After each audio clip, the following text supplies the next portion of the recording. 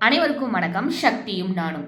இன்று உங்களுக்காக நான் கொண்டு வந்திருக்க பதிவு என்ன அப்படின்னு பார்த்தீங்கன்னா, உடல்நிலை சரியில்லை, உடல்நிலை சரியாகணும், குழந்தைகள் தைரியமாக இருக்கணும், அதே மாதிரி நாம் எடுத்த காரியத்தில் வெற்றி பெறணும். இந்த 3 விஷயத்திற்காக ஒரு எளிமையான ஒரு வழிபாடு முறை, எளிமையான முறை, ஆனால் சக்தி வாய்ந்த நல்ல கைமேல் பலன் தரக்கூடிய ஒரு முறையை தாங்க நான் உங்களுக்கு சொல்ல போகிறேன்.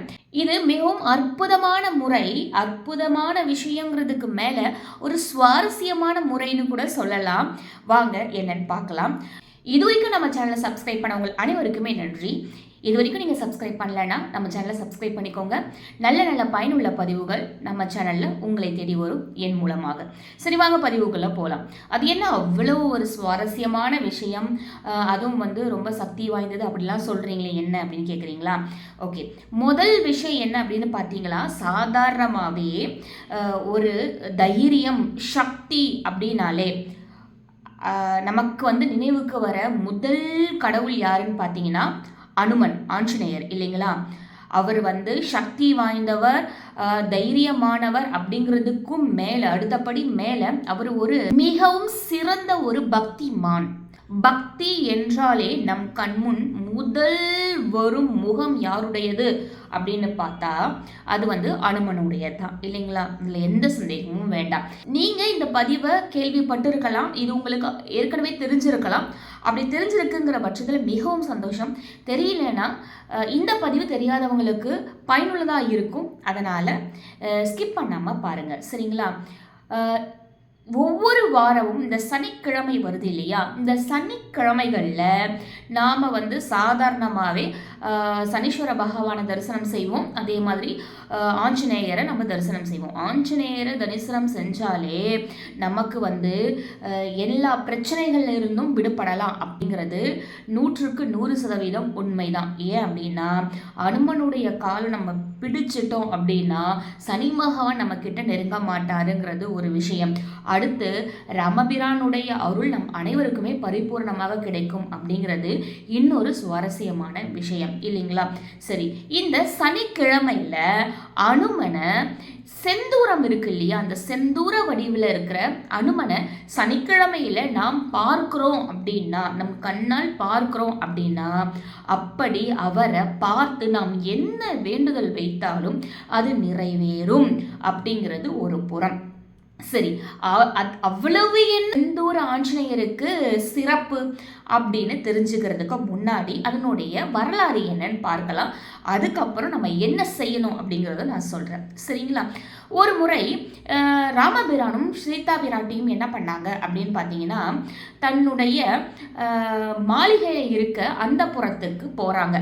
அதாவது எல்லோருக்குமே தெரியும், ராமபிரான் கூடவே தான் அனுமன் இருந்துகிட்டே இருப்பார், எல்லா நிமிஷமும் இருந்துகிட்டு இருப்பார். அனுமனை பொறுத்த வரைக்கும் இந்த கணவன் மனைவி பாசம், அவர்களுடைய உறவு, அதை பற்றிய எந்த ஒரு தெளிவான புரிதலுமே அப்ப கிடையாதான். அந்த நேரம் என்ன ஆச்சு அப்படின்னா, ராமபிரான் சீதா பிராட்டியோட போகும்பொழுது கூடவே அனுமனும் போனாராம். அப்படி கூட போன அனுமனை ராமபிரான் தடுத்து நிறுத்தினாராம். நிறுத்திட்டு, நீ வராத, நீ வெளியிலேயே இரு அப்படின்னு சொன்னாராம்.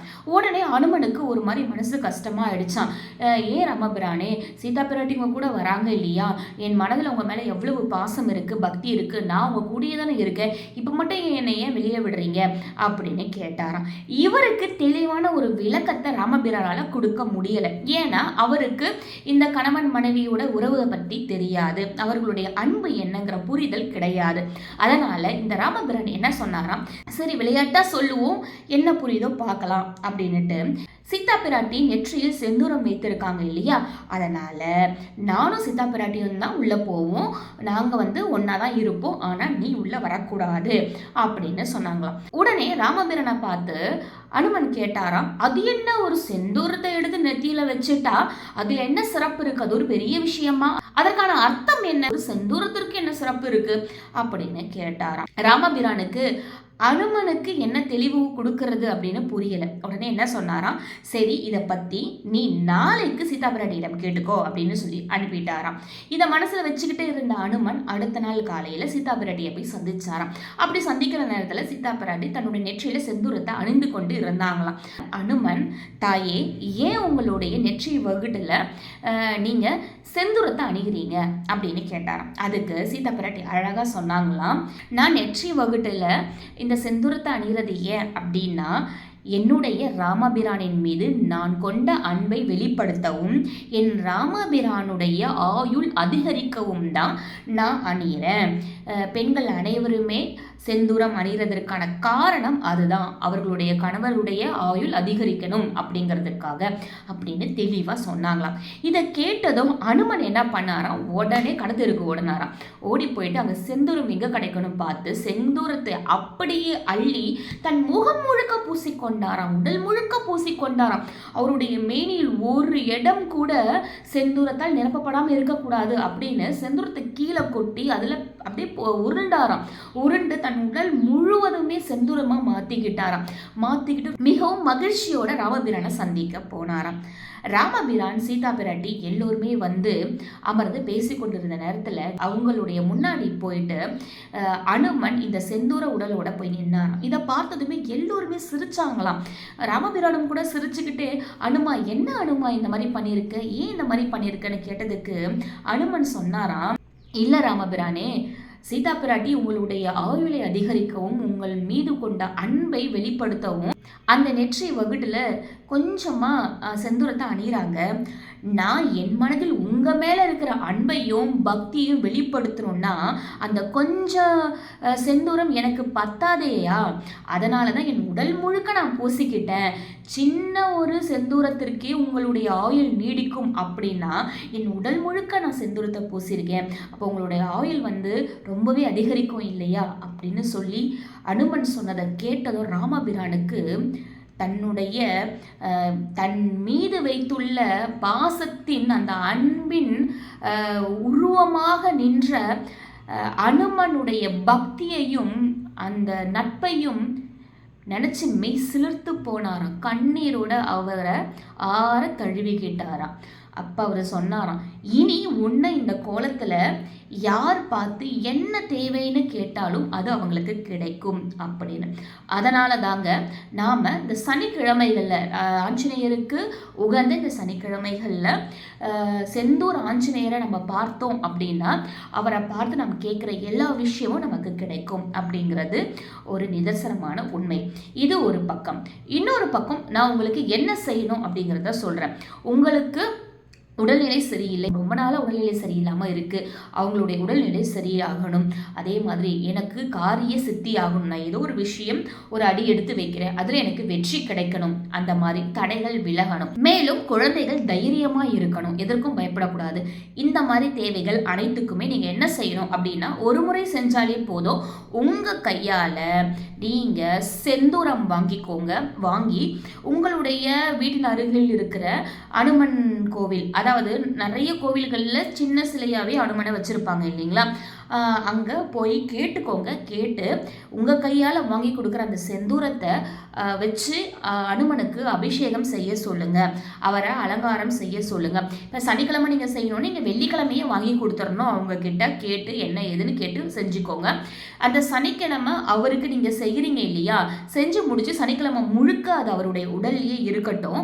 இதை நீங்கள் கேட்டாலே அந்த ஐயரே செஞ்சு கொடுத்துருவாரு. அடுத்த நாள் ஞாயிற்றுக்கிழமை அந்த செந்தூரத்தை நீங்கள் வாங்கிக்கோங்க. அவருடைய உடம்பில் இருக்கிற அந்த செந்தூரத்தை முழுக்க நீங்கள் வாங்கி எடுத்துக்கோங்க.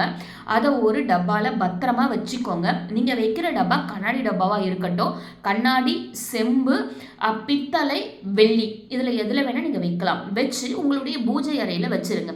வச்சுட்டு தினமும் அதை இட்டுக்கிட்டு வாங்க, நல்ல பலன் கிடைக்கும். கண்டிப்பாக இந்த செந்தூரம் நீங்கள் தொடும்பொழுது சுத்தபத்தமாக தான் இருக்கணும்.